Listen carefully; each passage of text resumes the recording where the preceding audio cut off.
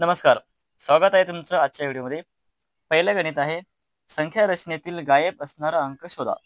आपल्याला मध्ये हा असणारा अंक शोधायचा आहे. तर सुरुवातीला आपण हे 81 या 3 संख्येवरून कसे आले ते शोधूया. तर या तिघांची जर बेरीज केली म्हणजे 2 अधिक 4 अधिक 3. ठीक आहे. 2 आणि 4 6, 6 आणि 3 9. मग या 9चा आणि 81चा काय संबंध आहे? तर हा 9चा काय आहे? वर्ग आहे. इकडे बघा. 5 आणि 6 11, 11 आणि 4 15. 15 म्हणजे 15चा वर्ग आहे 225. याचा अर्थ या तीन संख्यांची बेरीज आणि त्यांचा वर्ग. मग 7 आणि 5 12, 12 आणि 1 13. मग 13चा वर्ग काय येणार? 169. बघूया पुढील गणित. 2/5 मध्ये 2/5 किती वेळा मिळवावे म्हणजे बेरीज 8 येईल.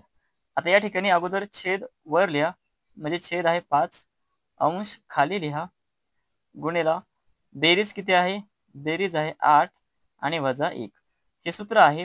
छेद वर लिहायचा, अंश खाली लिहायचा, त्यानंतर गुणाकारामध्ये बेरीज वजा 1. आता या 2 न या 8ला भाग जातो. बेचूक 8. 5 गुणिला 4 20 आणि 20 वजा 1 19. पर्याय क्रमांक 1. कोमलकडे एकूण 25.50 मीटर कापड आहे. तिने त्या कापडापासून समान आकाराचे 5 पडदे तयार केले. जर प्रत्येक पडद्यास 4 मीटर 25 सेंटीमीटर कापड लागते. बघा, एकूण कापड किती केले? 5. एकूण पडदे तयार केले 5 आणि प्रत्येक पडद्यास किती कापड आहे? 4 मीटर 25 सेंटीमीटर. म्हणजे 4 मीटर आणि 25 सेंटीमीटरचे याला जर 5 ने गुणलं तर हे किती झाले? 5 गुणिला 4 म्हणजे हे झालं 20 मीटर आणि 25 गुणिला 5 125 सेंटीमीटर. तर तिच्याजवळ वापरून किती कापड शिल्लक राहील? आता तिने वापरले किती? तर 20 मीटर आणि 125 सेंटीमीटर.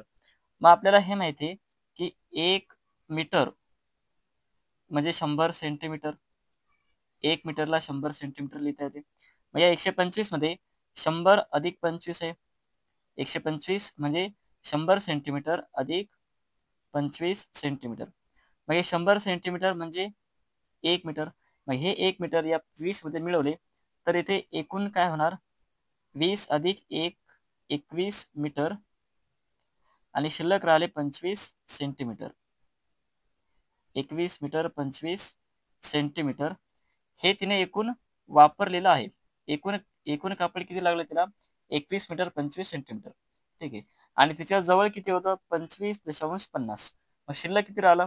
तर जे सुरुवातीला जवळ होतं 25.50 यामधून वजा करा वापरलेलं 21.25. मग इथे 50 वजा 25 25 आणि 25 वजा 21 म्हणजे 4. तर आता इथे 4 काय आहे? 4 मीटर आहे आणि 25 सेंटीमीटर आहे. मग यालाच असं पण लिहिता येईल 4.25 मीटर. पर्यायामध्ये असा पर्याय दिलेला असेल 4.25 मीटर म्हणजे 4 मीटर 25 सेंटीमीटर. बघूया पुढील गणित. एक कपाट 2,550 रुपयाला विकल्याने त्याच्या खरेदी इतका नफा होतो. बघा, खरेदी इतका नफा होतो याचा अर्थ काय? समजा मी एक पेन 4 रुपयाला घेतला आणि मला खरेदी इतका नफा कधी होईल? जेव्हा मला 4 रुपये मिळवून म्हणजे माझी विक्री किंमत किती होणार? 8 रुपये. मी 4ला घेतला, 4लाच त्याच्यावर 4 रुपये नफा मिळाला, तर एकूण विक्री किंमत किती आली? 8 रुपये. आणि आता खरेदी किंमत जर काढायची असेल तर या 8ला आपल्याला 2 भागावं लागेल म्हणजे आपल्याला खरेदी किंमत मिळेल 4. म्हणजे जेव्हा केव्हा एखादी वस्तू विकल्याने त्याच्या खरेदी इतका नफा होत असेल आणि खरेदी किंमत काढायची असेल तर ही जी विक्री किंमत आहे याच्या अर्धी करा म्हणजे आपल्याला 2,550ला 2 भागावं लागेल. मग बे एक बे इकडे बे 2 4, 1 आणि 5 म्हणजे 15, बे 7 14, 1 आणि 0 5 सॉरी 10, बे 5 10. म्हणजे खरेदी किंमत किती होती? 1275 ही आहे खरेदी किंमत. बघूया पुढील गणित. एका आयताकृती मैदानाचे क्षेत्रफळ 216 चौरस मीटर आहे. आयताची लांबी 18 मीटर आहे. तर त्या आयताची परिमिती काढायची. बघा, आपल्याला परिमिती काढण्यासाठी अगोदर परिमितीचं सूत्र काय, तर 2 गुणेला लांबी अधिक रुंदी. मग आपल्याकडे लांबी आहे, लांबी 18 मीटर आहे, पण आपल्याकडे रुंदी नाही. मग आपण या आयताच्या क्षेत्रफळावरून काढू शकतो. आयताचे क्षेत्रफळ बरोबर काय असते, लांबी गुणेला रुंदी म्हणजे विड्थ. तर या ठिकाणी क्षेत्रफळ आपल्याला दिलं आहे 216 आणि लांबी दिलेली आहे 18. मग आपल्याला याच्यावरून रुंदी काढता येईल.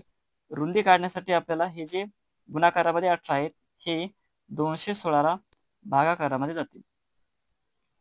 मग 18ने भाग जातो. 18 1 18, 21 वजा 18 राहिले 3, 3 आणि हे 6 36, 18 दोन्ही 36, म्हणजे रुंदी आली आपल्याकडे 12. आता आपण येथे आयताची परिमिती काढू शकतो. आयताची परिमिती म्हणजे 2 गुणेला लांबी आहे 18 आणि रुंदी आली 12 अधिक 12.